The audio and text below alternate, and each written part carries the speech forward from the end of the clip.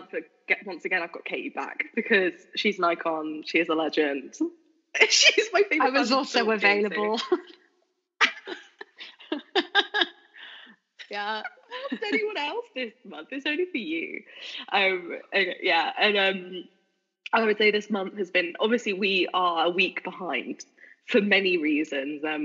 One, God, they're all me, aren't they? Actually, one, I had a wedding last weekend, so I was like not recording, and also I've started a new job, so I was like running around and didn't want to do it. What's the new job, Liv? And then I was just last weekend, I think, because of the wedding, and I was mourning. So because before we start, we both have a cup of tea, which we did say we were going to drink, but I feel like that doesn't work for this situation.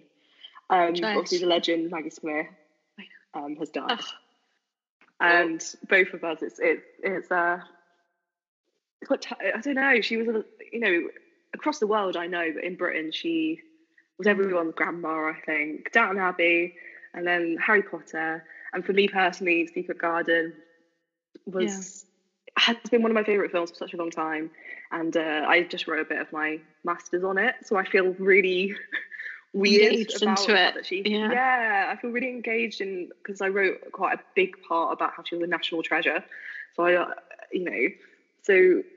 I did cry when I found out Maggie Smith had died. I think there might be a Ring doorbell footage of me telling my family, because they were at the door, and the first thing I did, I opened the door and went, Maggie Smith had died.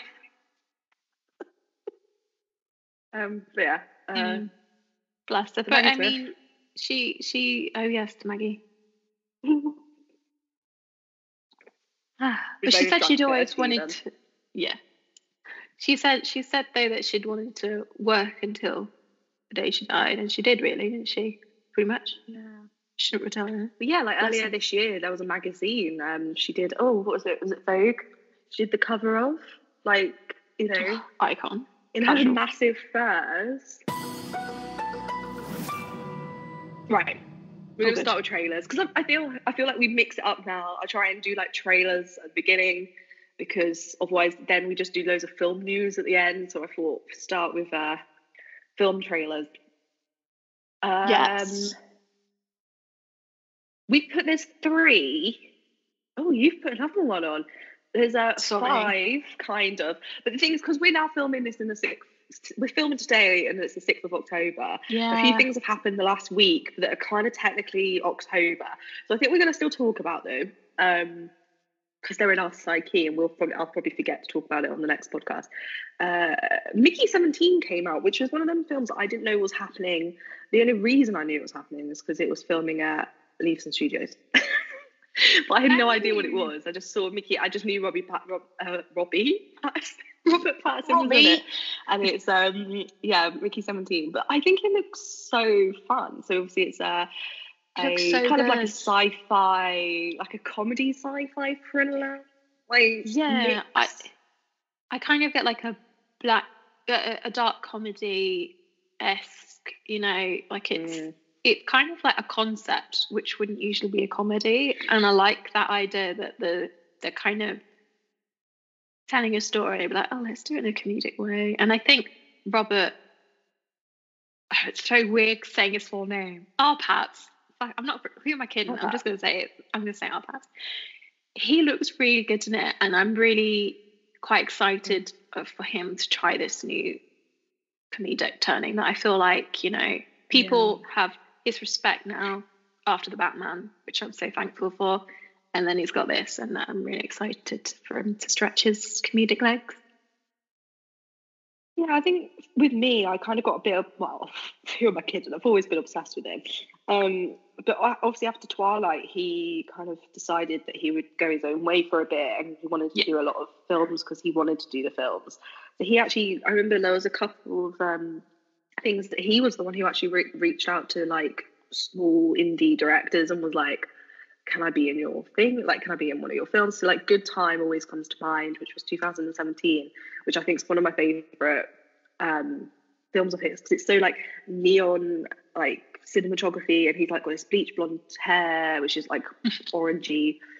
And he's like this like, oh, it's like this like weird like heist kind of thing, but it's like it's like if just some random person in your local pub tried to do a heist and it was like stupid and it was to do with drugs, and in their head, it's a really good film. And I think because he did that, and then he did like, what else did he do? Life. And then he's done a lot of voiceover work as well. Oh, The Lighthouse as well. And then he did a lot of voiceover work. The King. And I think he really had like, he's like, yeah. And then he's kind of come back with Tenet, and then Batman. And now this. So I feel like this is another one of them weird ass films that he's going to be so good in, but it's more mainstream. So it's going to be nice for everyone to see that he's such a good actor. It's going to pop. And he's a daddy now. I know. Bless him. Daddy Pat. Papa Pat. Papa Pat. PPP. And then another trailer that came out, which I really don't care about actually, and I really should care about, is Thunderbolts, which is the new Marvel film, which has like Florence Pugh and Sebastian Stan, and you know, like all of these like kind of anti-hero people who are like going to team up and make an anti-Avengers or whatever you want to call them, and I just don't care. Yeah, I don't like. No. Sorry, I was going to say the only thing I've like watched is just it looks like Bucky's gone backwards on his character development, and I don't like that. Yeah. It does look like that, doesn't it? I mean, I had to ask Reese about it, to be honest with you, in preparation. And he sort of gave me a lowdown on it. I was like, okay, cool. So yeah, I get, you know, I'm not bothered about it. I'm not really a Marvel head, really. You're much more of a Marvel head than I, so it does speak more volumes that you're disinterested, really. Well, and especially with Bucky. I'm an old school Marvel head, I guess. Like, I feel like I can't stand this phase. I've not liked this phase since it started. I've not enjoyed, I think I've enjoyed the TV shows more than the films, and that's only a 50-50. I love Florence Pugh and I love Sebastian Stan, and I'll watch it for them and them only. Yeah, I know. I mean, I don't know. I enjoyed the Deadpool 3, and that's kind of the most recent. Yeah, because that's kind of Sony still, isn't it? So it doesn't like feel Marvel between the two studios. Exactly. Yeah. And I know you've made a comment about the poster, because I didn't know that there was some conspiracy over the poster, but I did think the poster looked shit. I was like, this does not look like a good poster. Oh, see, I thought you put poster because of this conspiracy. But Reese talking about the conspiracy that they think that AI conjured it up.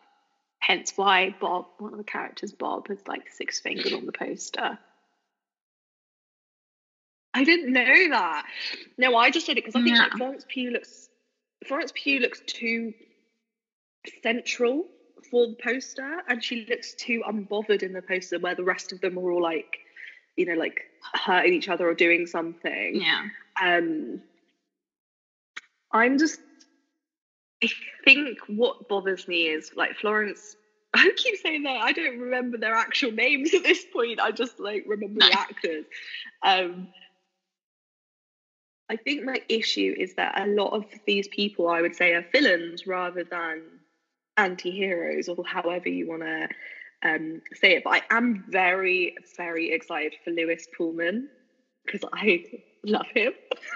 So I'm very excited to see what he is. And I know there's been a bit of a back and toe for like what his character's going to be. But obviously we've got John Walker, the character, back. He's my main one, that I'm like, he's a villain, does not deserve to be in the same room as Bucky. Hope he dies. Hope he gets kicked in the head. Like, I can't.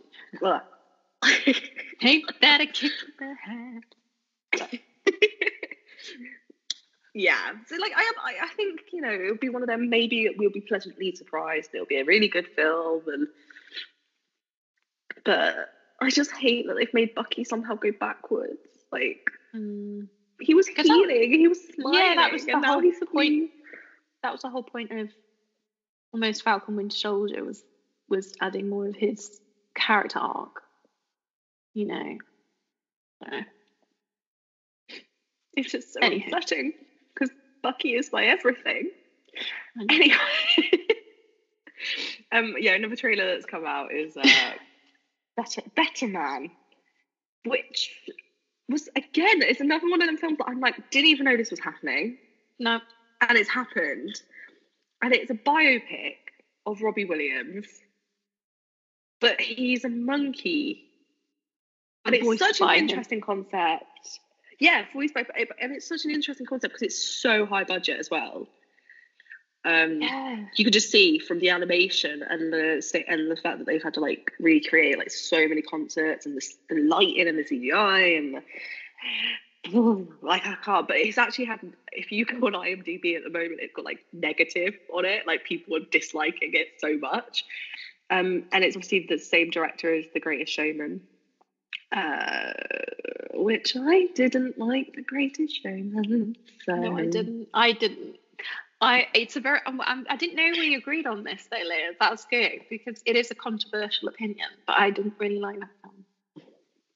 I think what my consensus was that I think I worked out was if you're a hardcore musical theatre fan, you weren't too into The Greatest Showman because the music in Greatest Showman was created for them to be pop hits rather than because when you like, you know, this is the greatest show, it doesn't move the narrative along. And so all these songs don't actually move the narrative along, where in musical theatre, the songs are part of the narrative. So, you know, it takes us to the next thing. But I think that's one area that I think I understood when other people said they don't like it. So that's kind of what I think it could be. I just think the plot of The Greatest Showman felt like there was no plot, and I felt like it was a bit wishy-washy, and I didn't really like the songs. And the plot was the main thing for me, I think, that didn't, you know, make me think that, oh, I don't know, I think that it was overly hyped, and then I watched and I was like, really? You know, because I didn't watch it straight away when it came out, you know, I watched it like maybe a year later or something. So, but yeah. But yeah, Better Man. So we got on that then. I think also because we're both Take That. We are. I'm like, are we even? It doesn't even look like we're going to get any Take That in this, and I'm like, we can't not have a bit of Take That in. I don't know. I think it's a very, I don't know. It's where we're at. I'm just. Yeah, my notes are the fuck. Let's just leave. Yeah. But it does look good though. To do it's a very shocking trailer, and it was like, ooh, okay. But I love the comments of people being like, I didn't know there was another Planet of the Apes coming out. I'm like side quest. Come and foster. Yeah. But I guess it's all to do with the being a performing monkey, and I guess that's like the whole. I think it could be one of them films where it actually comes out it's not actually a monkey, it was just the trailer, and it was like going to be like one few split moments. And if it's just a few moments and then there's actually just a normal actor. Because they do that, they, you know, put things in trailers that actually aren't in the film just to get bums and seats. And also, okay, I'm gonna go on to small things like these because I completely forgot about this, and I'm so thankful you threw it onto the notes. Wow, it's just everywhere. I think I've only saw it once, and I think I saw it when I was in the cinema, and it popped up, and I was like, "Oh, this looks good." I completely forgot about it after. So you said the producer is Matt Damon? Yeah, I think it was originally like one of the, you know, Ben Affleck, Matt Damon duo things, but I think it's more Matt Damon now. I don't know if Ben Affleck's dropped off on it. I don't know, but it is weird because I do like the films that they produce. You know, they always seem to just make quite I don't know, culturally important films. So it's sort of, and then obviously you got Cillian Murphy, so that made my, you know, my ears prick up a bit. Like, oh, and obviously it's based on a book. The same title. Love an adaptation. Love a good adaptation. I kind of get like vibes of oh god, what's it called now? The film with Meryl Streep and Seymour Hoffman. Oh, is it Innocent? No. Yeah, it's like a one word. Yeah, I know. About it's something really simple, like yeah. Anyway, it kind of gives me that vibe, like, but just the other way around. Do you know what I mean? I don't know, but it looks cool. It's interesting. It seems like a good Irish film, but I think it's Irish Belgium technically because the director's Belgium. I don't know. I think what I enjoyed about the trailer is it feels like it's going to be quite a realism film at the same time as because it felt like there wasn't a lot of like talking but a lot of watching, and like the cinematography looks like it's going to be gorgeous.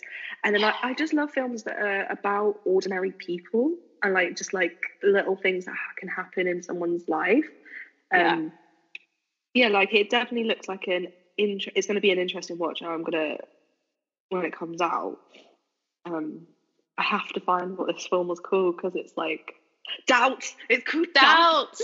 That's it. Doubt. Of that. Yeah, I see what you mean. It feels like it's going to be. I think it's because it's like the religious.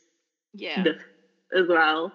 But just swapped over. And I think and I think this film, it looks like it's obviously about a dad.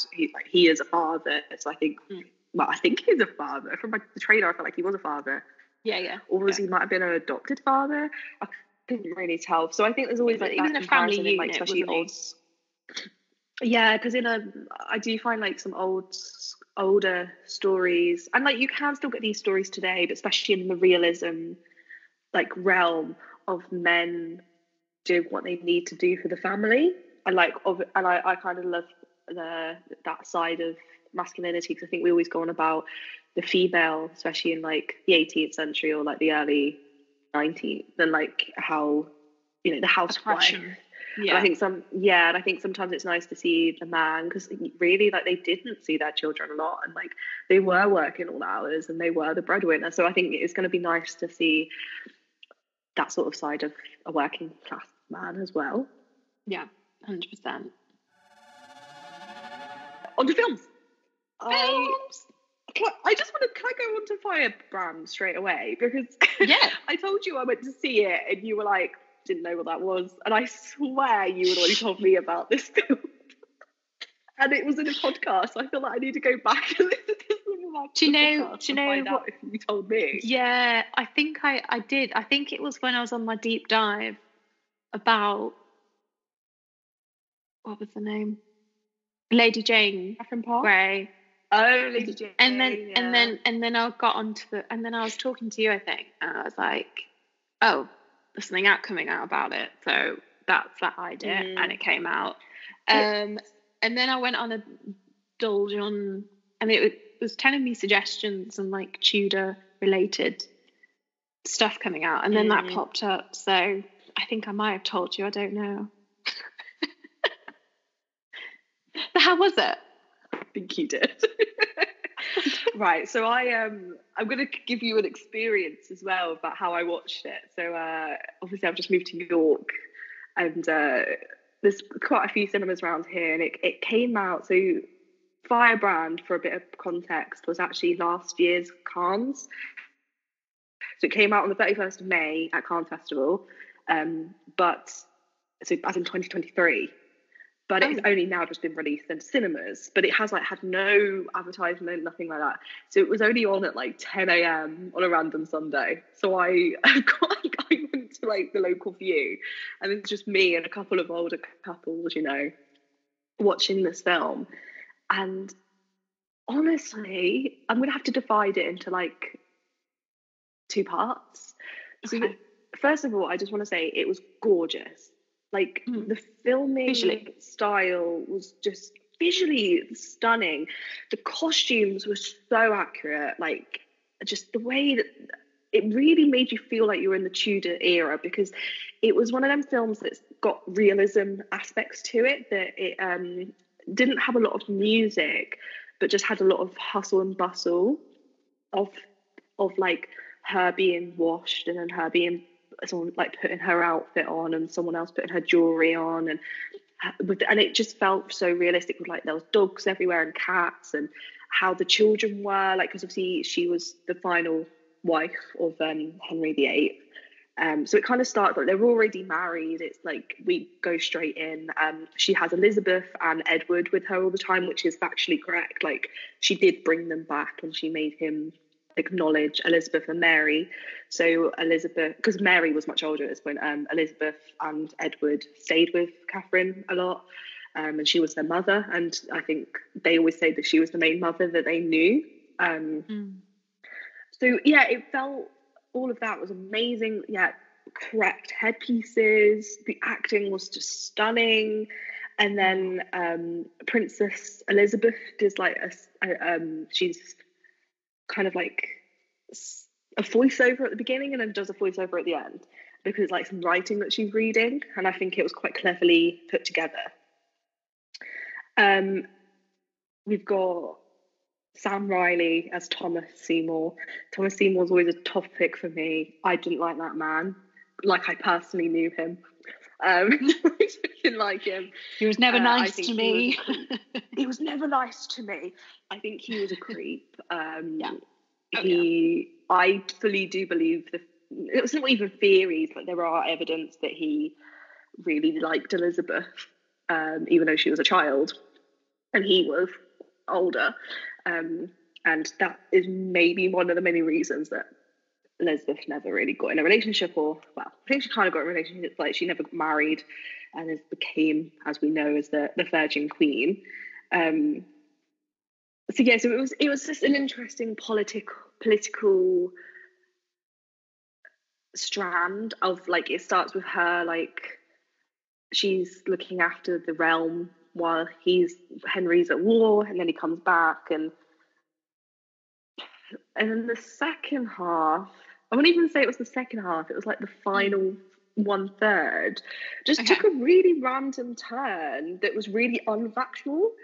So it kind of made out that like, which it's hard because little bits were true. Like she did get caught out a few times with her religious beliefs, but she was very good at being like, I'm just a woman, you have to teach me, I'm so sorry, and like she was fine.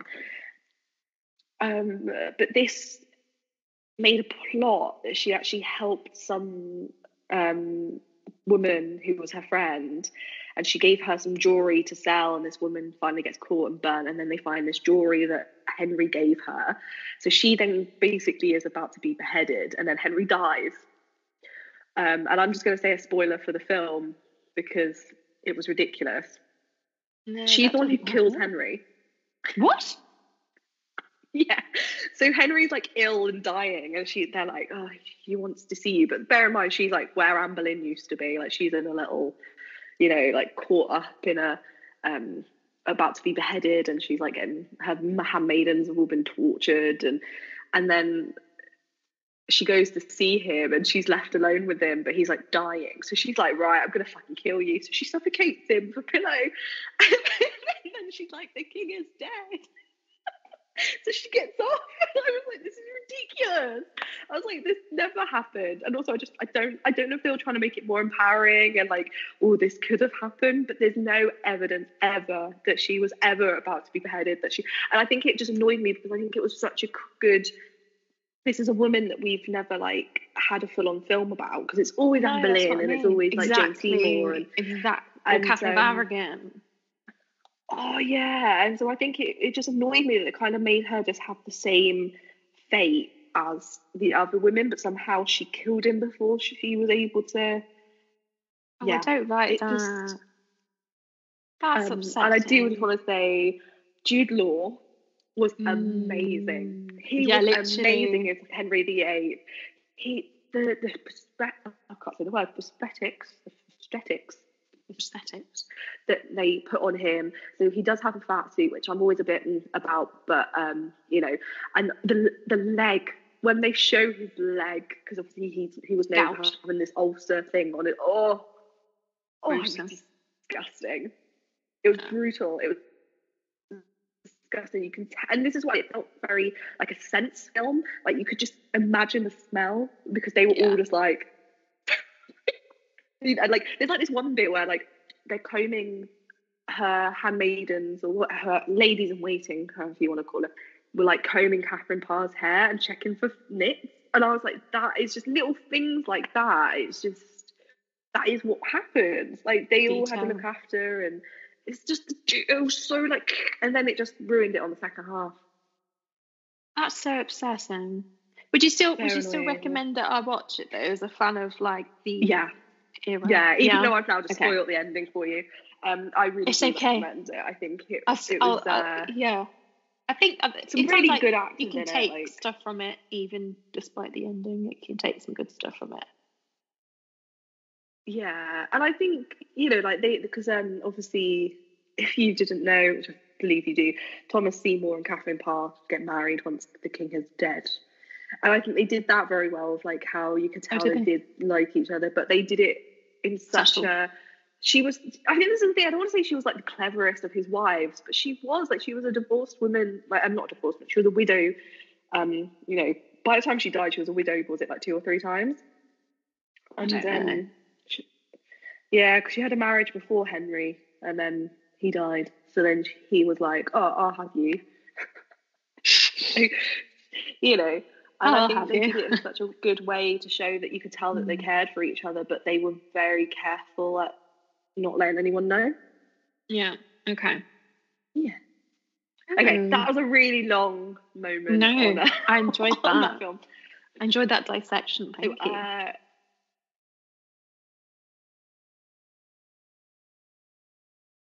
On the same day, Beetlejuice came out. So this is the 6th of September, so pull our brains back. So Beetlejuice also came out this month, well, September. I personally really loved Beetlejuice 2, Beetlejuice, however you want to say it. I really enjoyed it. I think it was so cleverly done. I think they did it so it wasn't just a mirror image of the original. It was like dissected and changed, and there was new concepts, and we learned more about the underworld, and like there was some really good music numbers. Like I couldn't stop listening to the soundtrack after I watched it, and the haters are gonna hate. I loved it. I actually personally think I enjoyed it more than the first one, which is very controversial, I know. But it was just so masterfully put together. And I think Tim Burton hasn't been on top of our radars for such a long time. And then he's off done Wednesday, and now this. And he's back. He's like, I'm back, baby. I've got a new girlfriend. Yeah, that's what it is. Yeah, he's definitely got a new lease for life, hasn't he? I haven't watched it, but I know we worked with someone that worked on it, and he went to the cast and crew screening, and he said he really enjoyed it, even though he'd not watched the first one. So I think actually it can be something that we enjoyed, even if you haven't watched the first one, by the sounds of it. Do you think the same? I do believe that. I think Jenna Ortega, yeah, it is Jenna Ortega, isn't it? She was, I think it was the press that I was enjoying so much as well, because she was like wearing so many amazing outfits to, you know, pulling the original and like homaging and all of that. But she, in one interview, they say to like Nola Ryder, they're like, "Why is it taking so long?" And then she goes, "Because we were waiting for Jenna Ortega to be born." Like, it's true. Like, she made the film, and I think she fits so well. And I really enjoyed how this film was more of a generation thing of like the stepmom and then the mother and new daughter. Like, it was this generation family female thing. And obviously the 2 original ghosts are not in it anymore. Obviously, it was one of them that it didn't feel like we missed them. Like, they were acknowledged, and I think it was quite nice that we know that they've gone to the afterlife now. Obviously, Alec Baldwin has been going through some stuff recently, so I don't think it was possible to get him back anyway. But I felt bad for Jenna Davis. Like, I would have liked to see her, but, you know, things happen. And then Jeff Jones did not come back. For many reasons, he did not come back.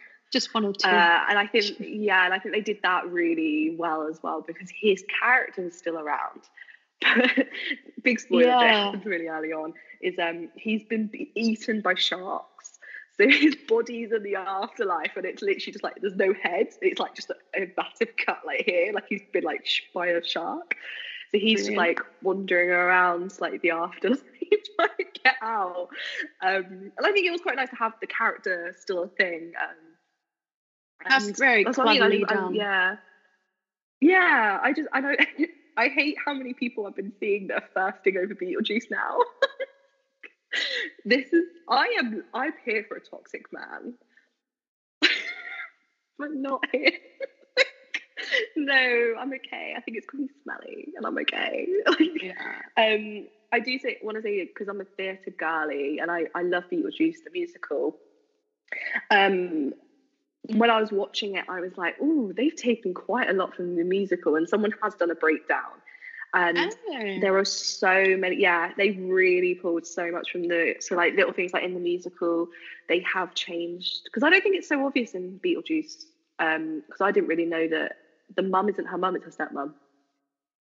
But in the musical, she's not her stepmom, it's a completely kind of different character, and her mum's recently died, and then her dad's now just started to date someone new. And I think it makes it Lydia much clearly, that's why she's obsessed with death, because she's trying to find her mum in the afterlife. And so she ends up going to the afterlife in the second half as well. And so there's like a scene of her running around the afterlife trying to find her mum.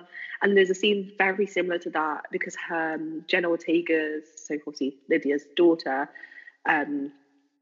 Astrid was her name, father has died recently. So she's gone to the after and she's trying to find her dad. So there's like these odd bits that are like very similar.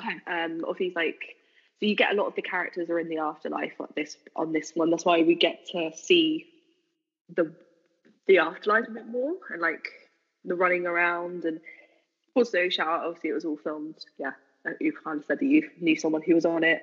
It's filmed at Leavesden Studios in England, London. Quite a lot of it. I think bits like anything that was like clearly the house and clearly outside was definitely filmed. I think it might have been Maine or like somewhere in America. But anything that was like interior, that was like the afterlife or the interior of the houses and stuff, was all England. Yeah. See, British crew. Woo, woo. Exactly. But no, it made me absolutely obsessed with the soundtrack. And I think that's always a big thing for me. If you can't get the soundtrack out of your head afterwards, it's doing something wrong. And I suddenly went on to like the 70s disco. Like my playlist for September was literally just 70s disco, and I was like, this is give me a bit of Bee Gees, you know? Like I was like, yeah, I'm here for that. Here for that always. Yeah. Have you watched Uglies? No. You can say no. Okay. Uglies came out on the 13th of September. It's a Netflix film. But it was filmed in 2021, and it's taken a really long time for it to come out. I think it was originally... I can't remember who it was originally. It was a completely different... Basically, Netflix had bought it in the end and just put it out. It was... It was one of them books that were like really big at the same time as like The Hunger Games, and like Twilight was all out, and like this dystopian, and it was awful. It's just I couldn't finish the film. I got halfway and I was just like, I don't care. You're not even going to do the second film, so like, you know, if it's halfway, you know, within these sort of book series, you've got to commit to all 3 films or however many books there are. I'm glad you said that, because when I saw it was on the list to discuss for today, you know, I was like, Uglies, right, okay, what's that? Let's Google it. I watched the trailer, and I was like, I have absolutely zero desire to watch that. Like, It just seems so. I don't know if it's necessarily for our demographic, actually, to be perfectly honest. I think it could be for like 12-year-old girls or something, maybe. I don't know. But, you know, because of the, you know, the idea of changing your physical appearance to be beautiful and to be accepted. And that's I presume, from what I've seen, as the concept of the film. So I was a bit confused about that. I think it could have hit better several years ago, maybe, because now it's kind of like old news in a way of beauty. You know, I think there's not really much that I can give to this, to my 2 cents, because so much has been said about it. I've seen so many YouTube videos like breaking down why it's not worked and why it was 15 years too late. I think it was also, even in the height of the YA novels, I don't think it was gonna work. Like, I don't think it wasn't Divergent. I love the Divergent books, and I'm still annoyed that they kind of ruined them. Or the Hunger Games. I just don't think it was ever going to live up to that. And I think it's really hard with these sort of films that are so high budget. They have to commit. And I think it's little things like they made them just look like Instagram fillers or Snapchat fillers when they're the pretties, rather than really, like, I saw this one person who was like, they should have really gone into like a certain vibe. And I think they should have done futuristic 2000s look. So like, think Disney Channel. like some sort of like retro look that's like not really retro, but it was like how they thought the future would look in that era, like kind of like Back to the Future or Blade Runner, you know, something like something. Anyway, so I don't even want to say, the actors were all right. They did what they had to do. They just read the script, like, you know. They just read the script, did the thing.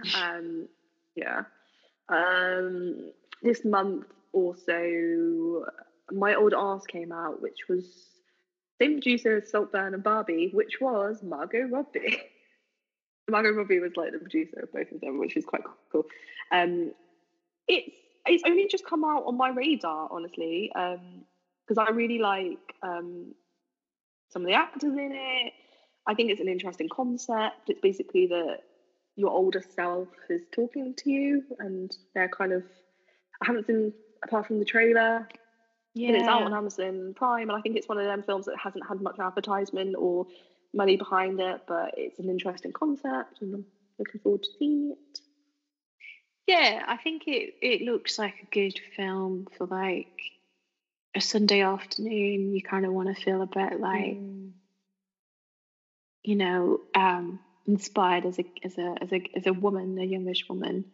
But yeah, I don't know if I have a desperate desire to see it. There's other films I want to see more, but I would like to watch it. I think, you know, especially with the links with Margot, because she's a mum as well, isn't she? Is she given birth yet? I don't know. Last thing I saw, she was still very heavily, like, she was pregnant. So, but it was like quite a bump. So, yeah. I just love Margot Robbie. I just think she produces some really amazing films. I'm so looking forward to the Sims film. I think it's actually going to be legendary. I think it's going to be really good. I think there's going to be a new concept. It's going to be a bit wacky. But the other 2 films that we've got on the list kind of came out October, really. They came out the 1st of October and then the 4th of October. So the 1st of October on Paramount Plus, we had Apartment 7A come out, which is a bit of a to and film. I actually thought it was coming out a bit later this month because it was more Halloween-y, but I guess it's the 1st of October. So, and it's a prequel to Rosemary's Baby. So it's very similar to Rosemary's Baby, but it literally ends as Rosemary's Baby starts.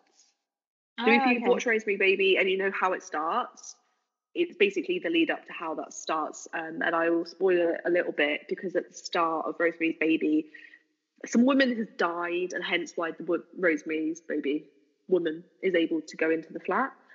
And so basically this is her predecessor of another woman who has had a similar situation as Rosemary's Baby with the whole devil pregnancy situation. What? Have you said that you've worked on it as well? You're so funny when you called me up. Yes, I did. I worked on that. I didn't get a credit. I don't know if I told you this. I actually didn't get a credit. It was I worked on the additional photography, and the whole unit didn't get a credit. But it's on my IMDb, so that's all I care about. That's all right. You know, yeah, they literally only put the original unit on, and they forgot about the additionals because they had to redo some bits of the scripts, and because apparently it was really long. I think they said the film was really long, so they had to cut it. So to cut it, they had to make like a 10-minute scene into a 2-minute scene or something like that. So like the additional photography we did was literally just like condensing some of the scenes. But it was quite cool. It's like even though I know I did A Quiet Place, this felt more like a horror. So like we obviously had the devil walking around random days. Yeah, you get that vibe, don't you? Yeah. Yeah, and there was like one day that they like had some person speaking in Latin and they had to reverb it. So you're just like one set and you just can hear like really weird, like what the hell's going on? And there's a scene where like they put a baby in a tumble dryer. Oh Christ, that was fun. And I was like, yeah. Do not try that at home. Do not try that at home. Disclaimer. Yeah, it was very fun. It was fun to work on. And like people saying it's good. I haven't seen it myself. I only watched the credits just for my sanity. I haven't had a moment. Like it came out 5 days ago. You know, it's Sunday. We've all been working. I haven't had a moment. Yeah, I definitely will give it a watch, especially as we're in the spooky season. So I think I might have to. Got to start watching. Got to watch Hocus Pocus soon. I think that's where we're at. Yeah. And Practical Magic. I need to watch that. I love it so much. Like the thing is, I know I'll be obsessed with it when I watch it because I've seen clips and stuff from it, and I'm like, oh, that's so cool. Oh, it's such a vibe. I think the thing it's iconic. The thing is with Practical Magic is, I think I've said this before, is the reason a lot of witch people like me like it is, even though it obviously is doing like science fiction magic, the concept of the magic within this story is real magic. So like, you know, there's bits where they're like, you know, salt, throwing it over your shoulder, spilled salt over your shoulder, which is obviously an old wives' tale, but it comes from paganism and like witchcraft. Having lavender by your door, which is always like it's something I do, like it's like a thing. And it's just like the way that they use earth and like so basically there's a lot in it that it comes from real paganism, witchcraft, but then they obviously heighten it into fictionalized. So I think that's why a lot of people like it, because it has that realism-ness to it. It follows the law. Actors. It follows the law of real witchcraft. None of this stupid Harry Potter shit. And I also would say it's one of my favourite Nicole Kidman films. And obviously we've got Sandra Bullock in it as well. Two are very, very iconic women. They're just everything, you know. Yeah, it's just so like early. I wanted to say early 2000s, but it's late 90s. You know, the really long hair. Look, I was going to say it's very 90s, long hair. Yeah, it's very like We were 1 year old when this came out. Little babby. So I know you wanted to say about the Joker 2, which came out 2 days ago, so neither of us have had a chance to see it. Exactly. I've not seen too much about it. I feel like it was one of them, like, I can't, I feel like it's happening, and I didn't really, I feel like I just remember it being filmed, and like this whole thing, she's Harley Quinn, and obviously Lady Gaga has now brought out an album, which she said that it was like the film was done. I saw a clip and she was like, yeah, it was like they were done with me being Harley, but I wasn't done with her. She like kept going. And I do love that about Harley Quinn. I know Margot Robbie obviously played Harley Quinn as well, and I think they said it feels like it's something you can pass on, and you kind of she becomes part of you. I never ever thought that they should have made a number 2. Well, they weren't going to. I feel like it should have been a standalone. I don't understand why they had to make a number 2. Yeah, well, apparently because the first one, it did so well, like made like $1 billion or something at the box office or something ridiculous. So the studios were like, went to Todd and were like, make another one. And he wasn't going to do it. But they threw that, I think, enough money, and it was more like, well, I don't want anyone else to do it, so I'll do it. So it's not really done under the circumstances of having real passion about it and wanting to do it. But apparently it's very boring. Gaga is amazing, but she's only in it for like 20 minutes. And apparently, I don't know, do you want me to just say the end? Can you spoil it if you know? Because I think there's been a theory for a while and I want to know if it's true. Yeah. Okay, so apparently what happens at the end, so obviously the whole film is like basically about him going to court. Spoiler. God. He's going to court, and his for the crimes committed in the first film, but obviously his whole argument is like, oh, I have a split personality. So you kind of think for majority of it, oh, it's a split personality. So when he is the normal man compared to when he becomes Joker. But then at the end, the real Joker actually comes and kills him. So he wasn't actually the Joker all along. So I know, exactly. Weird. So then that tarnishes like the first Joker. So I'm really annoyed. Because I absolutely love the first Joker. It was so good. Yeah, yeah. So it was. I've been seeing a lot of people like coming out of. That's so weird. That's not what I thought it was going to be. I thought it was going to be that Lady Gaga was in his head the whole time. Yeah, so that is part of it as well, I believe. Okay. Like, because that adds to the story that he's got split personality, he's imagining things, he's a bit schizophrenic. But actually, he's just a normal dude, and the real Joker comes and kills him, and I'm like, what? I think it's like on Letterboxd. There's like one review. It's like 1.5 stars, and it says La La Land for couples which match each other's freak. Brilliant. Yeah, I don't know. I'll watch it. I took me a really long time to watch the Joker in the first place, so I feel like I'm not. Lady Gaga is literally the only reason I want to watch it. Yeah, I really, really, really, really enjoyed the first Joker because I'm textbook. I prefer DC because it's more dark, and obviously. Oh, where's she going? I'm still here. I'm sorry. It's okay. Textbook. I'm more like DC, more dark and everything. And then there's only been a handful really, really good DC films, but yeah, and Joker I really enjoyed, but I don't know why they did this one. Just yeah. That's what I mean. It just doesn't feel like it really makes sense of why they felt like they had to do a second one, and it's all to do with money,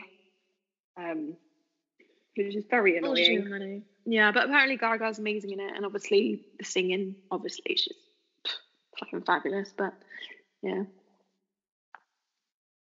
oh God, Gaga's just an icon, isn't she? Like I'm really hoping like this next tour I can try and get tickets. I know. I feel like she's the sort that you have to see live just because we're in the same era as her. It's like even though we are technically still in the same era as Madonna, like I would have regretted, if we were around the 80s, 90s. Prime. Yeah, yeah, exactly. I mean, I got tickets to still... see. Yeah, I got tickets to see a Joanne tour, and then she cancelled, and then it was like dates were rescheduled, but then she completely cancelled the tour due to health. So I feel like I still need to see Gaga. Like it's on my list. We will see Gaga. I promise you we'll see Gaga. Thank you. That's all right.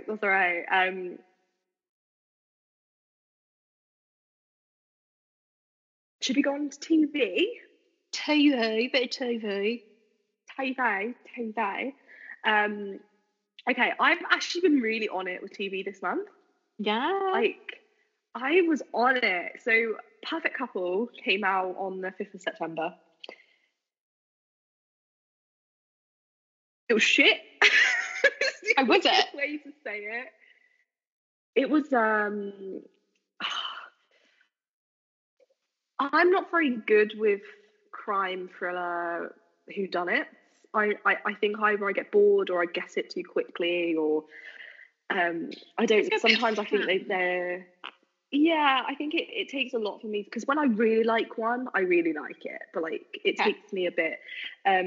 So obviously the concept for Perfect Couple, it was based on a novel, and it's this couple is going to get married, and on the morning of their wedding, her best friend is found dead in the water. And so it kind of is like this going backwards. So it keeps kind of going back and forth. And I do sometimes think sometimes it was a little confusing, because there was no indication of the change in time sometimes, because it was always in this house. And it was a bit, like Cluedo. It was like, who was it? The mum, the dad, the mistress, like the French lady that was randomly there. And it was all like rich people, so there's that. So there was like money and inheritance involved, and I don't know, bits of it were just a bit wishy-washy though. It was like, and then the killer came out, and I was a bit like, yes, girl. I was like, I was like, and I was like, oh, okay. And then it didn't really matter who killed the person, so I was like, oh, okay. So what's and then the point of the film? Nicole Kidman, though, I know you said you've left a comment about Nicole. Her wig was awful. No. Awful. Yeah. It's really bad. That's not on. Whoever's done her hair, that's not on. That's a crime. Like, how dare you make her look awful? Have you been seeing all of the memes and stuff though that have come out of it? I haven't. Like the little dance. You've seen the dance though, right? No. So like the beginning. So in the first episode, you kind of just think, oh, it's like a flash mob at the, because it's this is what I mean. So there's an engagement party, and then there's also a obviously rehearsal dinner, which is the night before, and then there's the wedding that never happens because someone's dead, and so like there's just a lot of back and forth between these two parties, and like you have to keep going, oh, what dress are they in, like remember where you are. So anyway, in the first episode, there's this bit where like they start dancing to a Meghan Trainor song, and it's like looks like a flash mob, and it's like, and then it's the second episode, it happens again, and then you then realise it's because it's the opening credits. Like, loads of people have done it. So like, so it will start, and then like 5 minutes later they'll suddenly just be like dancing, and then you're like, what's going on? And apparently it was like in a lot of the interviews, it's a whole, apparently like loads of the actors said they wouldn't do it. It really apparently took a lot of work to make them do this dance. So like Nicole Kidman's like doing the dance, and I feel like for the producers and the director in that, it actually was the smartest move ever, because I think this dance made it go viral. So, and like people like Meghan Trainor's had to put the song onto her tour and has to do the dance on her tour now. And like people who have been married in the last few weeks have done the dance at their wedding because it's like such an iconic, like, it's to a song called Criminal, I think, which also like is this, I think it like lyrics like something this good should be criminal. So it's like this, like, anyway, so yeah, every episode within the first 5 minutes it suddenly has this, and then it goes Perfect Couple. And so and like I think no one can work out if it's canon or not. Like, did they do this dance, or is it just for the opening? I like to think they did the dance. I think because they're all rich and it's that sort of family, I think they were like, yeah, we're gonna have like this flash mob moment and loads of money. Yeah, we've got a choreographer. Yeah, it was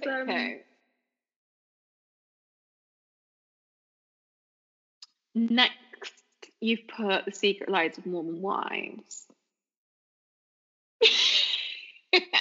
Is that a guilty pleasure watch, Liv? Katie. What? It was the best thing I've seen for years. It's so good. So it suddenly popped up on my TikTok a couple of times. So I watched it a week after it came out. Okay. Because it just suddenly was like everywhere, and everyone was like, "Oh, Halloween! Everyone's gonna wear these blue coats and Mormons," and I was like, "What's going on?" So I found out it was on Disney Plus. I was like, "Oh, I'm gonna watch it." I started watching it. I was still with my mum at the living up my Mars at the time, and then she started watching it, and she got into it so quick, and we were like, "Next episode!" Like it was so like. So basically, it's about the law is actually ridiculous. So it's obviously in Utah, and there's these TikTok girls. It's a quote unquote reality. Yeah, quote unquote reality. But there's these TikTok girlies, and they have this brand called, like hashtag Mum Talk. But they're all Mormons because they're like, it's from where they are. Some of them are more Mormon than the others. Like this is just the generic Mormon. And I feel like this was a wave for me because I somehow have had Mormons come on my feed, my YouTube feed, my TikTok feed so much recently that I ended up watching like this YouTube video that was like 2 hours long explaining the whole law of Mormonism. Okay. Now I'm an expert. Wow. And I'm like, I can understand why people start following John Smith. First of all, he was hot. Second of all, that'll do it. I can see why people fully went for it. And like, sometimes I'm like, do I want to be a Mormon? And then I'm like, no. But I think up until this man, obviously because he is a semi-new. I'm saying semi-new because it's not Jesus. Like he's not, he was the chosen one in the words of Harry Potter. And God apparently started talking to him and was like, people are sinning too much and I don't really want to do, a flood again. I just need some help. And he's like, yeah, chill, I'll help you. So up until like a certain point of his life, I think he actually did a really good Christianity job. Like, he's like, right, we've got to start being better. And, and he starts making it like, it's more this like working in a community and then I don't know really what happened to that man, but he started going, right, I can have as many wives as I want. And then I was like, what? And then there's some other like random laws come out, like you can't have caffeine, you can't have a hot drink, all of these random things. Anyway, he dies and then he becomes a martyr. Yeah. And this is, I'm just saying it just for back context, because I think especially in Britain we're not as het up on Mormons as the rest of the country. Well, Mormonism then kind of split into two. So there's like the Mormonism that kind of had to follow the American, because there's so much about moving around and stuff as well to their law, which follows the law. So they can only have one wife, and that's the thing. And then there's the second lot of Mormons, which were, I can't remember what they're called, there's something or other. So this was like one of his main followers. And he was like, fuck you, you said I can have more than one wife. I want more than one wife. So they then became, so they're like the Mormons that I think a lot of people think of in their head that have like, the hair's always in one way and they have loads of different wives. And so that's a different brand, like that's a different subsection of Mormons. So these women are just like kind of like how you would look at like Christianity in the UK now. Like they're like just born and raised in the Mormon community of Utah, because that's like where the main base is. So some of them are more and lot, and like there's just a lot of drama about them. So they all have this thing called Mum Talk, and they're all on TikTok, and they do collaborations with each other. But then there's like this drama between two of them because of reasons, because there was a swinging situation. So yeah, it gets a bit weird. So there's divorcees. There's been affairs. Then there's the swinging scandal. It was a whole thing. It was just so juicy. It was so good. But then I think I was going to say there's a lot of, so there's one girl called Jen that even today I'm really concerned about her, and she is definitely in an abusive relationship and she needs to get out of it. And I think little things like that really highlighted how toxic the Mormon community can be. Yeah, I mean, I've not watched it, I want to watch it because I feel like it would be such a guilty pleasure. I've been told about it by someone else actually, and they were like, "Oh my god, it's so good." It's so good. What strikes me though, watching like clips and what have you, is how glitz and glam it is. Like, I wouldn't. Again, I think it's potentially my naivety being British. We're not really exposed to practicing Morgans in our everyday lives, are we? So Mormons. So you know. So we can change the title. It's fine. Yeah, it's fine. So yeah, that's what struck me. And then I was thinking when I was watching the trailer, I was like, I tell you what, the producers must be so fucking happy that they feel like they've hit the jackpot with these group of people, because it looks so interesting and so much going on, and that they just had to like basically just sit back and watch the money roll in. That's what I felt. I'll let you watch it. Yeah, if you watch it, and I hope you do, because like, I know you like the Kardashians and stuff, so I think you'll love this, because Disney Plus still. First of all, it opens with Sam Smith. Is it Holy? Is that the song? You know? Yeah, Unholy. Opens with that. Just straight away, you're like, what's going on? And yeah, I think because I've already accidentally dived into this Mormon life over the few months, because I follow a couple of TikTokers that are ex-Mormons, and they've spoke about it, and they said actually this is one of the most realistic portrayals of the what it actually is to be Mormon these days, because it's just such a wide, in them states in America, majority, like 80% of people are Mormon, so you know, this is just their everyday life. And I think it's like there's so many rules to be Mormon, and then somehow they've all got around it. So it's like you can't have caffeine, but there's loads of like, you don't get that many Starbucks over in this certain area. You get these shops called Swigs, or I think the other one's called Bubbles or something like that. And so they have like, and it's basically just soda shops, but they have like cool sodas, because you can have soda because it's not hot. So you can have soda. They have iced coffee then? And so, no, I don't know. I think it's because it's been brewed, so you can't have that. It's the rules are weird. So confused. And then a lot of them don't drink, so like that's another reason they're all so obsessed with soda and obviously pop, or however you want to say it in the UK. So I did get a bit obsessed with Swigs. I was like, this is amazing, and I want to try it, because it would be like Dr. Pepper, but they'll put like other things into it to make it like a drink, like a different sort of drink. But yeah, like it's very, you know, long blonde hair is a very Mormon look, but having fillers and Botox is apparently a very thing, because there's nothing against it. So it's like the church is okay with these things. I was quite shocked, to be honest with you. In a way, it kind of, I don't want to cause any offence, but it reminds me a little bit of, no, I don't think I can say it, actually. Is it really offensive? Can you say it like I don't know. Okay, well, reminded me, basically, in terms of physical appearance, and being quite sexualizing, I suppose. Reminded me of like gypsies. Do you not think our equivalent? No, I don't think it's all about at all. I don't know. No, I can see it, because obviously in the UK we used to have my Mad Fat Gypsy wedding, and I think that's such a big thing, and it's such an area of topic that we don't understand. But in that society, it's like you get married young, which is very similar to the Mormons. Yeah, they have their own style and their look. Yeah, exactly. Yeah, that's what I'm thinking. I don't think that was offensive. I can see why in your head that's like kind of connected. Yeah. Yeah, so that was the whole thing. But it has been confirmed for season 2. I'm so excited. Like, they're filming it right now, and I'm like, woo!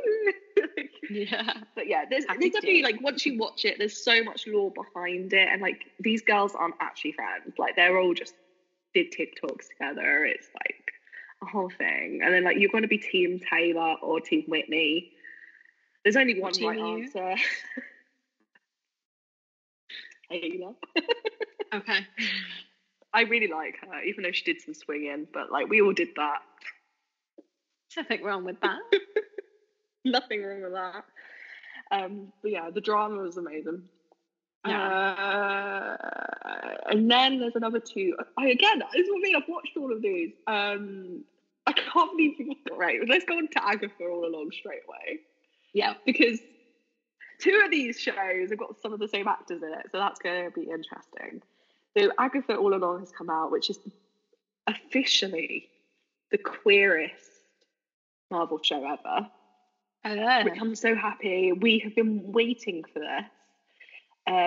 I'm really enjoying it. I did think when it first got announced, I was like, oh, do we need this? But I think they've done it it's its own thing. Okay. And I'm really enjoying it. And also it's witchy and it's witchy season, and I'm really enjoying how they're, doing it. Have you watched it yet? No. I mean, I'm not sure why we've not watched it because, as I say, Reese is such a Marvel head. It's probably because I haven't really getting into anything at the moment. We've just been rewatching The American Office. But yeah. Sorry, side note, have you seen that there's a new one coming out? Yeah, I know. Yeah, we haven't put that down as film news, but there you go. That's the news right now. We can't talk about it. Breaking news. We can't talk about it. Anywho, yeah. So that's one of the reasons, but also I think Reese is still a bit heartbroken on just how shit Marvel has been. So he's just not invested. I do agree. I do agree, but I'm really enjoying it. The first episode was so interesting, and I don't really want to give it away for you because it's so interesting. Like it was so good.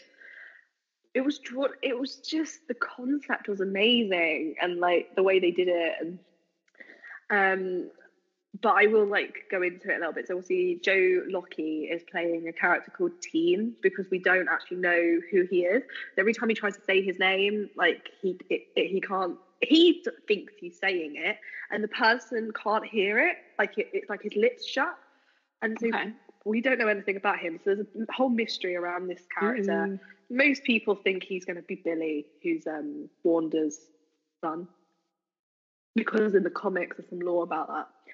Obviously, Agatha Harkness, basically she hasn't got her powers anymore because of what happened with Wanda.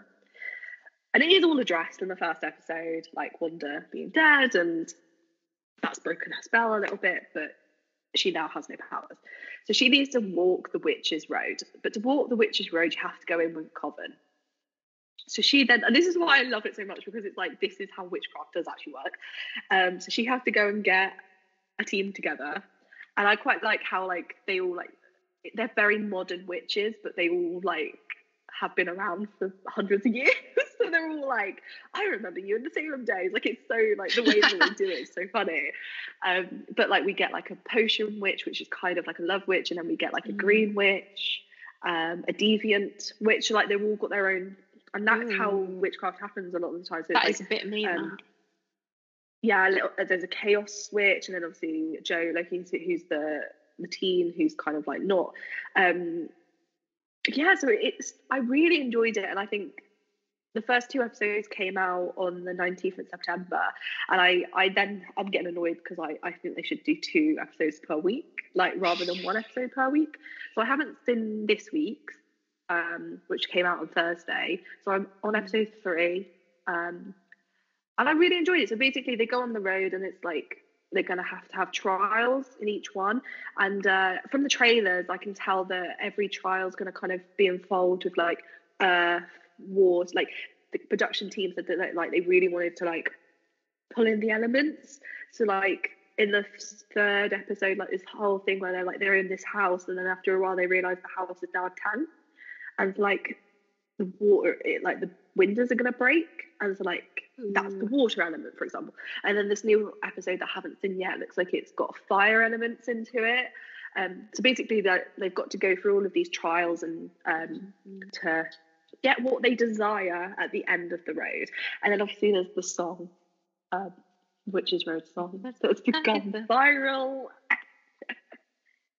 No, not that song. The Witches Road song. Oh, you need to get on TikTok. Sometimes you really like this situation. I might see it in like 6 months' time on my Instagram reel. That's how I watch TikTok, through Instagram reel, the proper way. I'm like, play it for you. So it's like, and they've got to sing this song to get into the Witches Road. It's not playing. Okay, I'll send you it later. Yeah, send me a link. So no, I really enjoyed that. I'm gonna go down to Heartstoppers just because it's also Joe and Loki. I'm watching it right now. I think I've got like 2 episodes to go. Heartstoppers is everything to me. I rewatched series 1 and 2 so many times. I've read I've read the graphic novels. I adore it. I know you've not seen it. It's Netflix. But yeah, it came out on the 3rd of October, which is obviously not really September, but I couldn't not talk about it. No, it's your baby. Yeah, baby. But I feel like this could be a little side thing right now. Heartstoppers. I don't know, there's nothing else I can say about it. It's amazing. It's obviously about teen love, but it's about queer relationships and queer coming of age, and is it coming out as well? It's just gorgeous, and like I just love how many characters there's bisexual and gay and trans and asexual and aromantic, and I just love how open and it is and how educational it is at the same time as being so like gorgeously rom-com. Right. But this series really has to deal with a really sensitive topic because our main character Charlie has an eating disorder, and so it's really at the front of this series. And I think what I love about it as well is it's not in your face, but it really teaches you how to help people that you love who have a mental illness, of like always just listening to them and making sure that they know that you're there for them. But at the end of the day, you can't fix them. They have to get medical help from elsewhere. And it's just gorgeous. And I just think the way that they've done it is just so,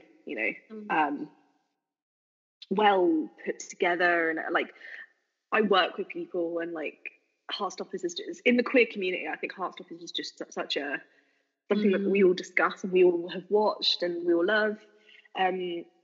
But the 2 main leads have obviously, and more, there's more, like they've all kind of become big. Like obviously one of them's in Doctor Who, one of them was just in Big Brother recently. Like they've all like kind of gone out.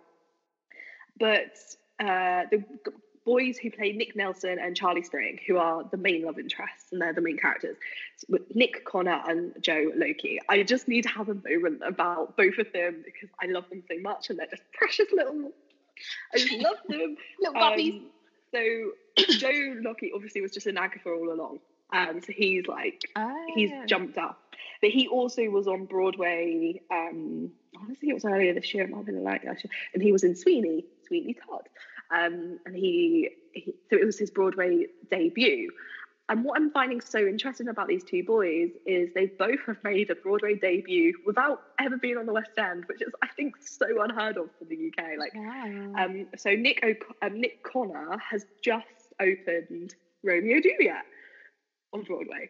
So we've had a little back and forth about this Romeo and Juliet because it's got Rachel Zegler in it as well.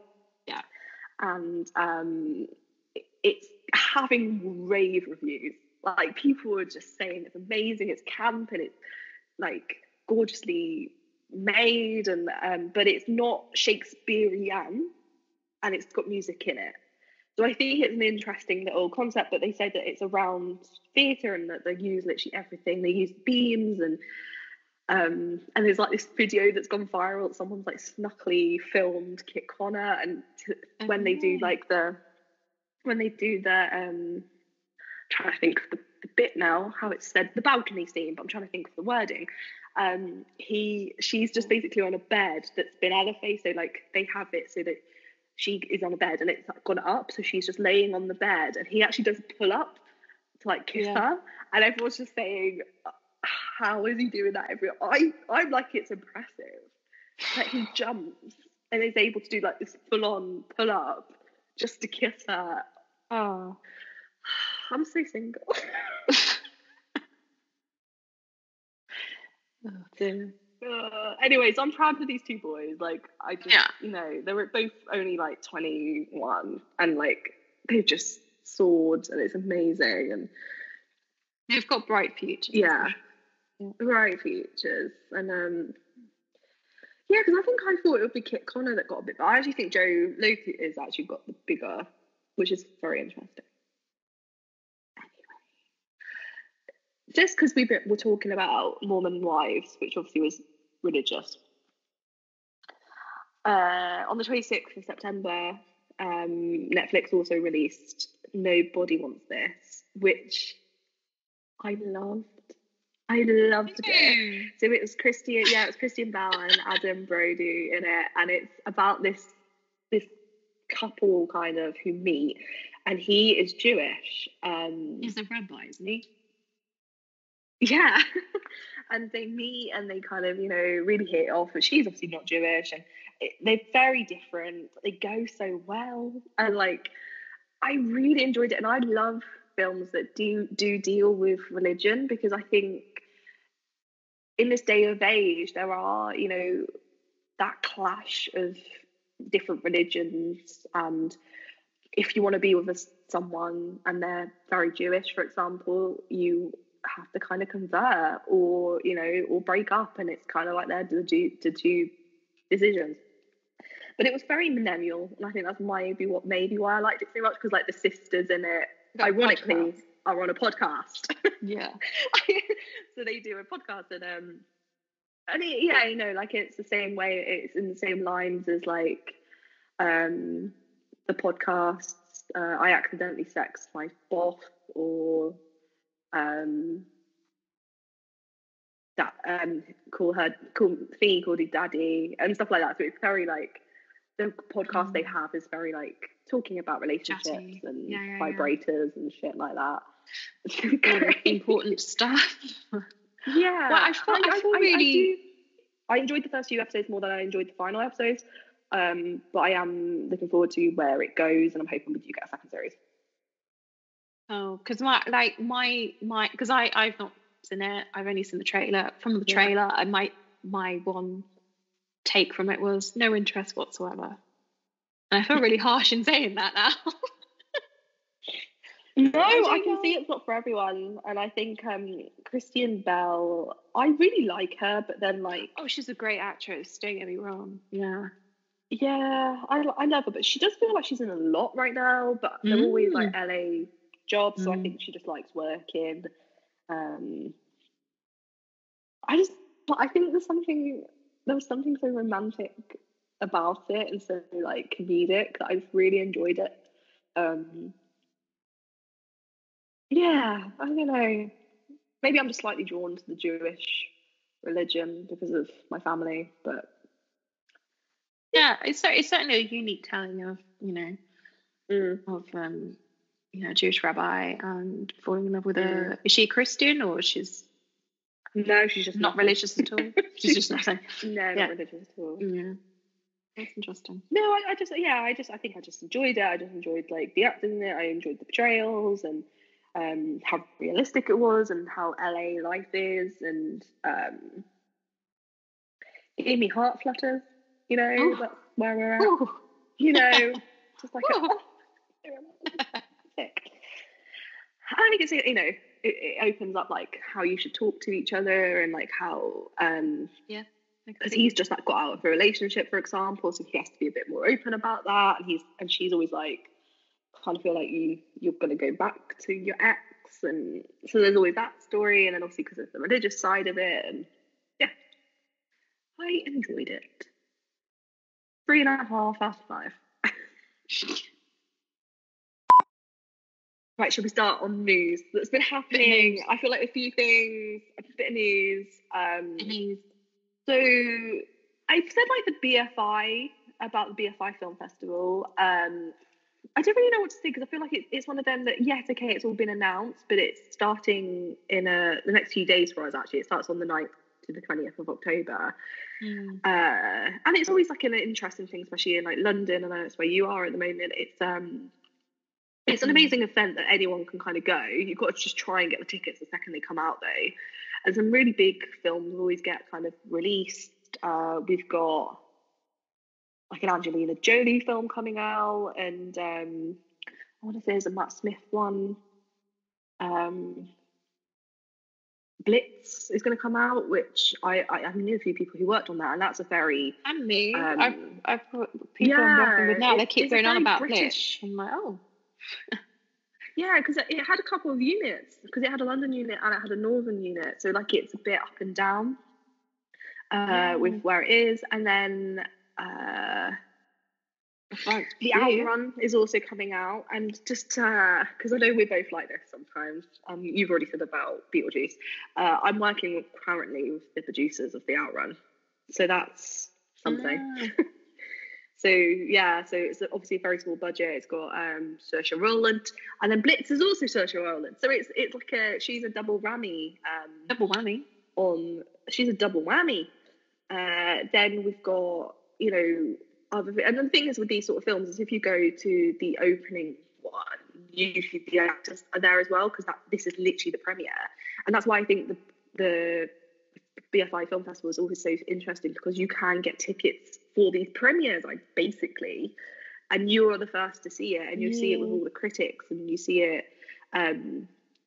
We Live in Time, which I think has been a very anticipated film, is coming out. So it's going to be released at the film festival, which is the Florence Pugh and Andrew Garfield weepy romance that I really want to see, but I know I'm going to cry. I thought it was A24.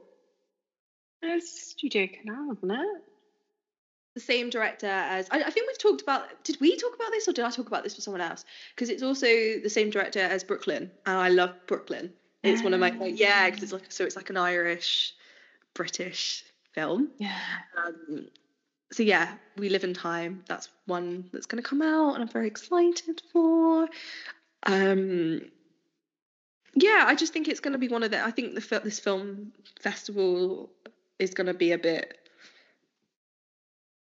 Some new releases are going to come out, and I'm looking forward to the reviews and panels and stuff. But yeah, so that happens this month in the UK.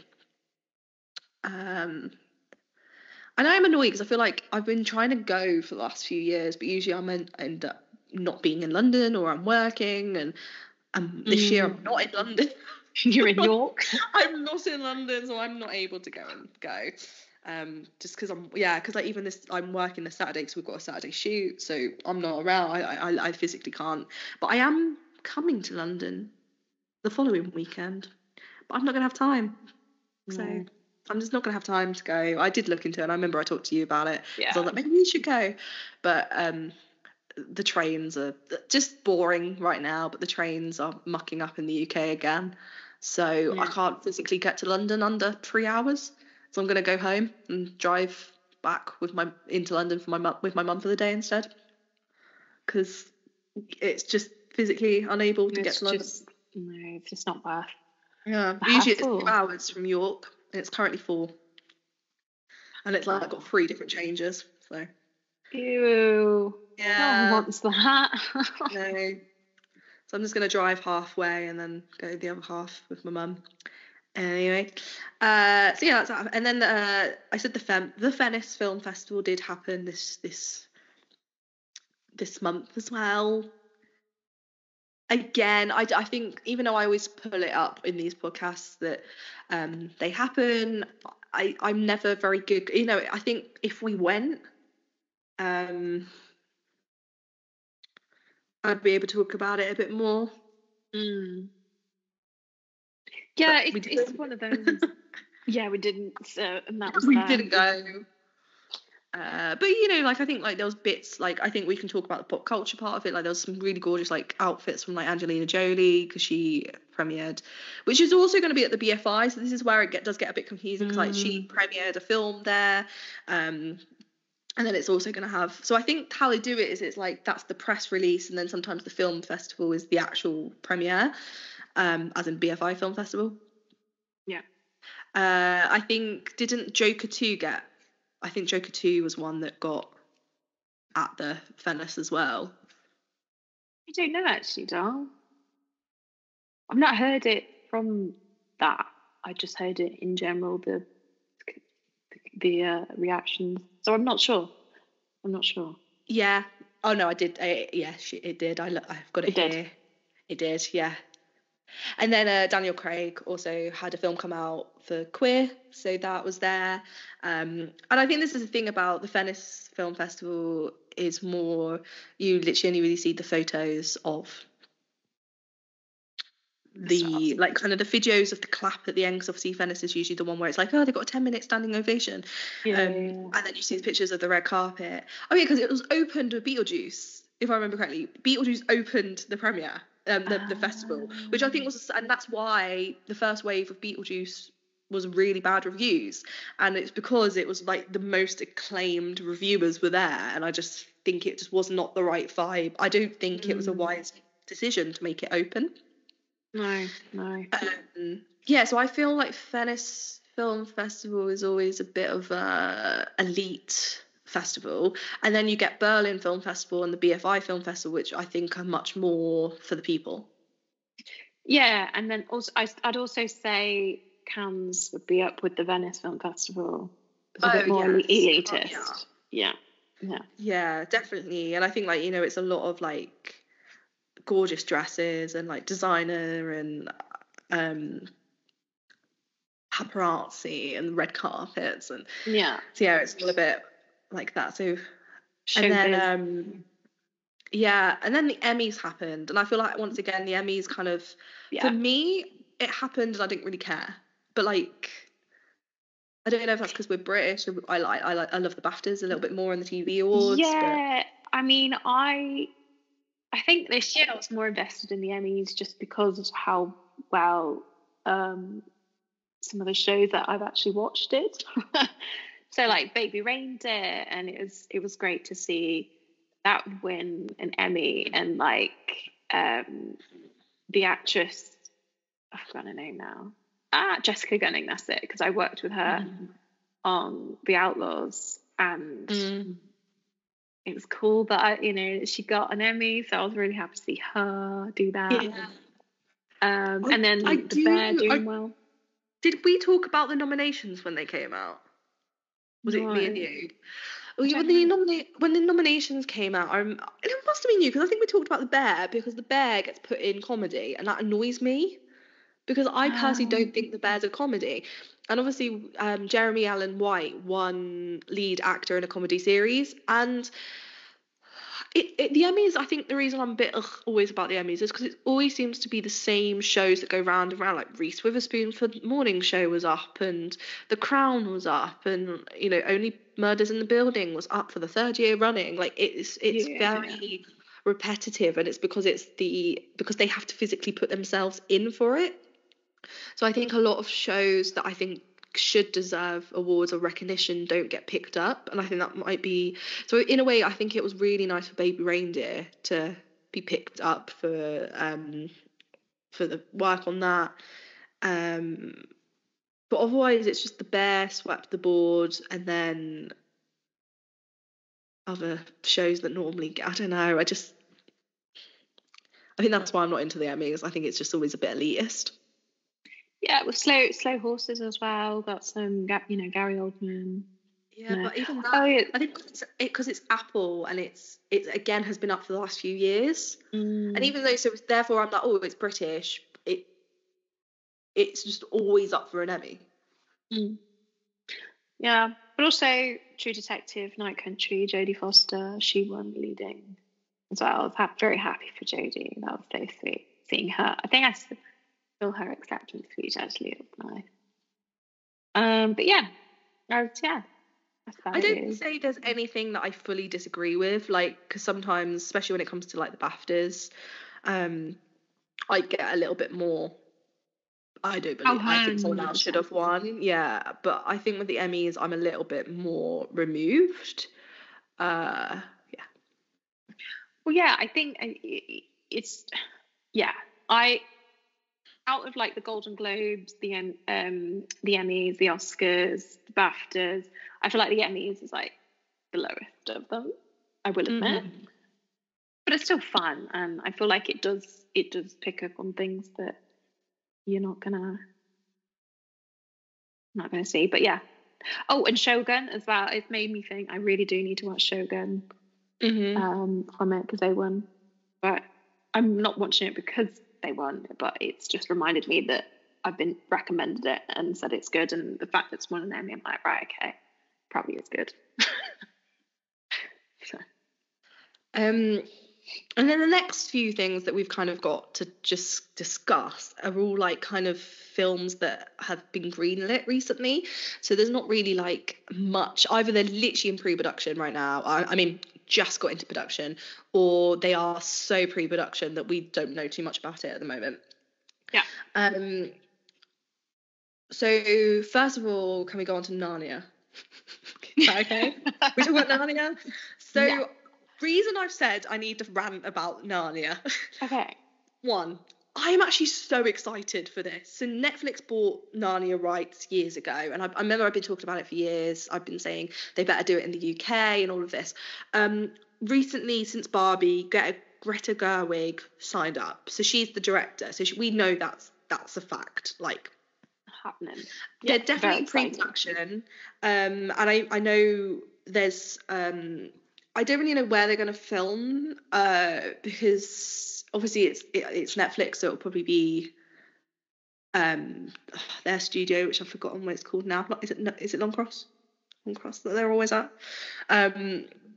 But there's also that, and then Harry Potter, which I haven't actually written down. So I do feel like I'm having like really weird like. We're back in 2005. Like, we're like, what's going on? Harry Potter, Narnia, like, yeah. So Leavesden Studios is ridiculously quiet right now, and most people are saying it's because Harry Potter is about to move in. It's on its way. Yeah. It's about to go in. But Narnia, I'm very excited for Narnia. Greta Gerwig, I think, is actually going to be amazing. As long as they do film it in the UK, I'm happy. But there's been more and more things coming out being like, this person has been cast and this person has been cast. So I think the last one was debunked, but we definitely know Saoirse Ronan has been cast, but we do not know of what. The amount of people, this is where my rant is starting, who go, because I can't remember who it was. It was this male actor, and everyone was like, bear in mind he's like 23, and everyone was like, ooh, he's gonna be Edmund, or this, and I'm like, do you understand that there's so many books to Narnia? It's not just The Lion, the Witch and the Wardrobe, and The Lion, the Witch and the Wardrobe is not even the first book. So I think, from my understanding from what they've discussed, like what has been released, is they're gonna basically do all of them, and like they're gonna start from the beginning. So this is probably, it depends on what order they would do it, because sometimes people look at it more of the release order and some people look at it more of the timeline order, because they all kind of got released at different times. So we do not know much. So Saoirse Ronan's been cast. People are like, oh, she's going to be the queen. I can see her as the queen. And to be fair, the queen is younger and obviously in it from earlier on in the books, because her and Aslan obviously have a lore behind them. I think it's the first or second book that she is introduced, so that could work. But the other Matt boy who keeps getting pulled up, I'm like, well, he's clearly not going to be Edmund, because Edmund is like 14 and this man's 23, and also it's not going to be Lion, the Witch and the Wardrobe. And if it is, I'll eat my words, like. Yeah. And then like some. Yeah, Sorry, it was just people. Them like, oh, he's like Prince Caspian, and I'm like, Prince Caspian has to be Spanish. Like, I'm sorry, they pushed it with Ben Barnes. Ben Barnes got away with it. He wasn't ever actually Spanish. Sorry, just for cultural. appropriation for that one. You've got to get it. You've got to rant away as well. Like, I've not seen much about it at all. So it's very coming in drips, isn't it? Like, very small. Yeah, it's definitely like in the early stage. I don't even know if they like have a production office yet. I don't know if it's still in studios, in the studio offices right now. I don't know if they're like building sets yet. I mean, like, it's one of them. I haven't heard anyone in the UK being, that doesn't mean it's not happening. Between the two of us, I'm sure we will overhear something at some point. Yeah. Another film that's apparently being made. Wuthering Heights is getting another version, and it's Wuthering. I love Margot Robbie, I really do, but she is not Kathy. I can't, unless if they're doing like a modern spin or there's some vision that I don't understand because we don't know the full scope yet. And it's Jacob Elordi. We've had this before as well. Is it Jacob Elordi? Elordi. Elordi. Yeah, he's apparently playing Heathcliff, and that's also, I think that's, some people have really raved about that because Heathcliff is one of them ones that in recent years, newer versions, because there's so many versions of Wuthering Heights, so many versions.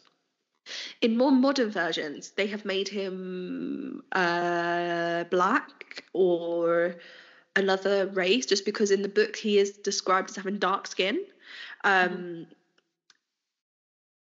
But I always read him as a gypsy, personally. That's how I've always interpreted him. Also, I 100% think they're siblings, because that's how I read the novel. Because why else would a man be like, here's a random orphan that I'm going to put into my protection because his mother died? That's your bastard. So there's always that with Wuthering Heights as well that I think a lot of people forget, and I think the book is so much different to a lot of the film adaptations that get made because they go really weirdly romantic, where I actually find that it's more of this toxic relationship between these two people that have a very similar soul, and like it's this to and fro. Anyway, I don't know how it's going to be made or why it's being made, but it's just kind of annoyed me that this casting has come out and it makes no sense. I think, again, it's just too early to sort of know or have an opinion about it, because as you say, it's about, you just don't know what kind of adaptation they're going for, and therefore the casting may make more sense. So, yeah, I don't know. I mean, you're much more of a Wuthering Heights fan than I am.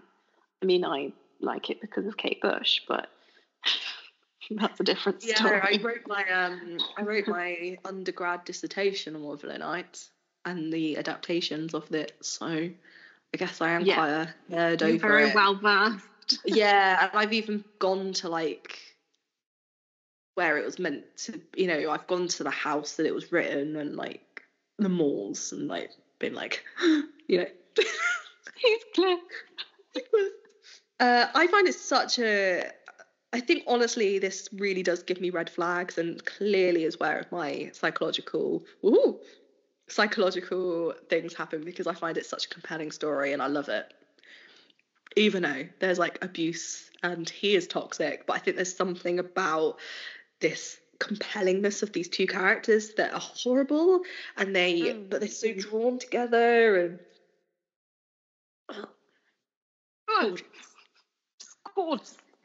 gorgeous.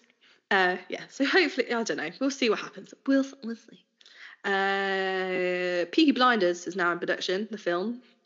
The film that we did need. Yeah, they were just in Liverpool. I'm excited. They were just in Liverpool. Yeah, like it's. I do love Peaky Blinders, but I think by the third series, I think it started getting shit. I think the ending was so disappointed of the TV show. So disappointing. Absolutely heartbreaking. Yeah, I mean, they obviously ended it the way they did. For the intention of the film, though. Yeah. Yeah, 100%. Because the whole thing was, we were all told at the start of the last season, really, it's going to be the last one, it's last day, last everything. So you kind of, we had envisioned in our mind that it's going to be literally a big blowout, last, bow, curtain call, all that, and then it wasn't, and it was like, oh, and then he wasn't dying, and it was like, what the fuck, I don't know. Although him riding off on a horse is kind of iconic because, very book ending with how it started. I get that.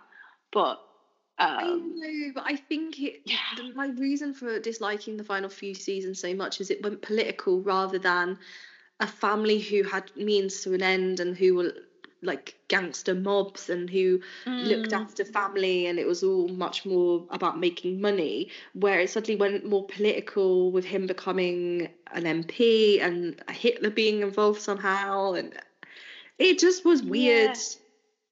Well, I guess, but it kind of made sense in that because they were getting so big that the only way that they could carry on doing what they were doing was to be in the circles of politics, so that they could get away with what they got away with. I think I do get that, but I think this is where like I'm then like towards other films that of other mob families I love, like Godfather or whatever, is then I think it would have been nice for them of something to have happened that had to make them pull down and do some more underground shit, because I just think it was all too up there, where then like it was like they didn't know what to do with the character Arthur, so then Arthur then became like this alcoholic drunk. Michael can die. Did he die? Yeah, he died. He did die. The explosion in the car. But then like I just think it was I just didn't like it. I just think it forgot its core, that it was about family, and I just think it missed a lot of that. Kept going against each other. Yeah, and then that's it. We'll see what the film's like. I think the thing is with Peaky Blinders is in the UK, like us crew members love it. Like, it's like I moan about the Harry Potter that's getting made, but you know what? I'd love to be on it. Like it's like there's always the craft behind making something, and then there's like final. So I think it would be amazing to work on it, and props to the production team that's obviously making it. Obviously, it's going to be Liverpool and I presume bits of Birmingham again. Yeah, well, Stephen Knight, the past year, I don't know if it's actually up and running, but the studio, the Digbeth Film Studios that he got commissioned off the back of getting the film Peaky Blinders greenlit. So he's been trying to get more film done in Birmingham, which I am happy about being from around there, but I don't actually know if it is ready yet for those studios. I believe it is, but I haven't seen much about it, to be honest, that I can confirm it. So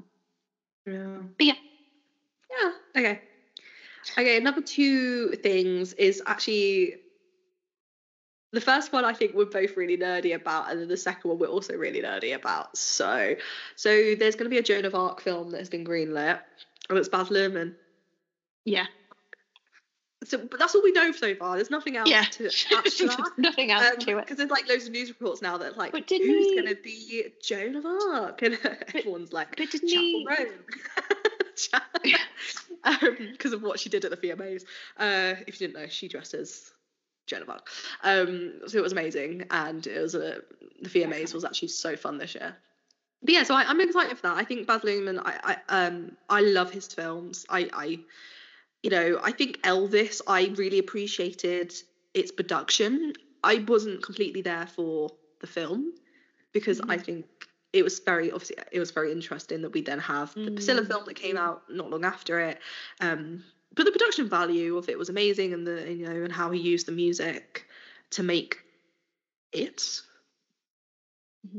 So I'm excited for the Joan of Arc. And is it going to be a musical?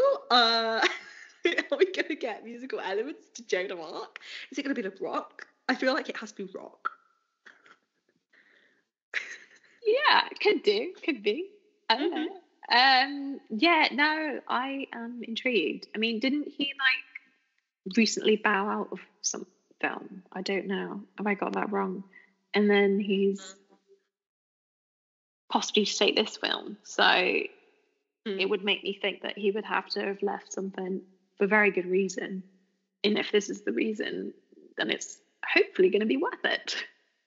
Yeah, I think he doesn't really do film after film after film. Like, he seems to always like off. So I think,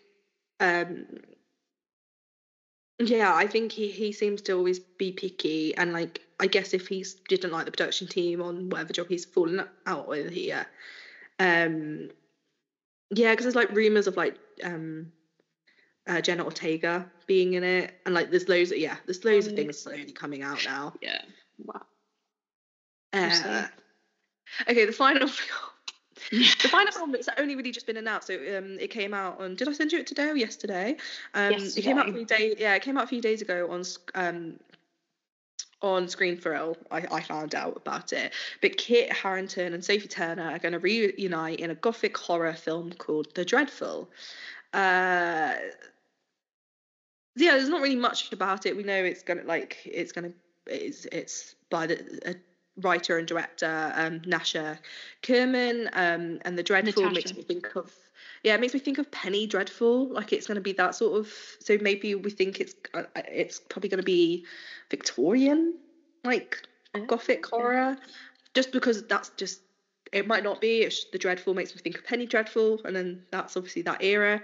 And I know I said to you in my text, and when I sent you it, I was like, I hope they're love interests. And you were like, no. But I know. I was like, yeah, because we go on different paths of Game of Thrones. I'm in of my head that in the novels, Sansa and Jon Snow are endgame. Because there's loads of reasons why. Because even though I know they're cousins, but that's normal in Game of Thrones, there's like a prophecy, and like there's some like random things get said, and I think it makes sense for that they're going to end up together because reasons. And I think the TV show like should have gone that way, but they didn't. So anyway, so I think for me and my little fan fiction heart, if they're a couple. There's much more content that we can use on TikTok. So that's very true. But I'm in the other camp. And I hope they're not. Yeah. You're like, ew. She's not okay. Because they're brought up like brother and sister. Their relationship was like brother and sister. Yes, obviously it changed, but I don't know. I'm not there yet.